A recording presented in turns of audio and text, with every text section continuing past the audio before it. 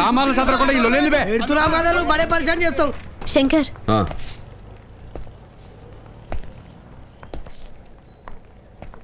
వెళ్ళిపోతున్నావా? నువ్వు అడిగిన దానికి నేను ఇంకా జవాబు చెప్పలేదు కదా.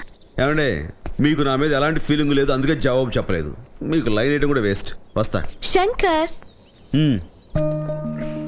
వెళ్లే ముందు ఒక మాట. చెప్పండి.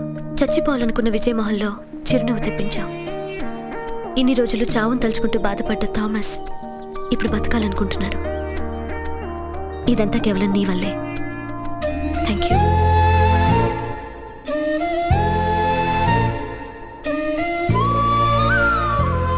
ఇక్కడికి వచ్చే వాళ్ళను కేవలం పేషెంట్స్గా చూసే డాక్టర్స్ కంటే ప్రేమను పంచే నువ్వే వాళ్ళకు కావాలి. నేను చెప్పేది నిజం, నన్ను నమ్ము. Stay back. అన్నా సామాన్ మొత్తం ఎక్కించడమే.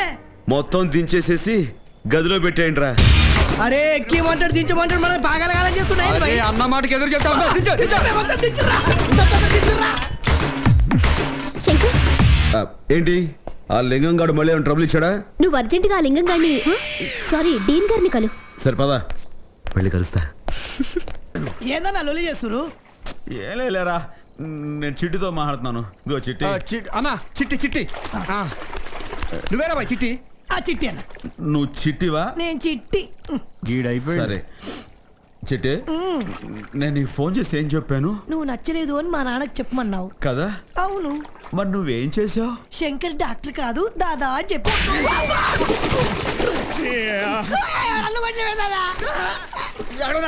తమ్ముడు కొట్టుకుంటాడు రా.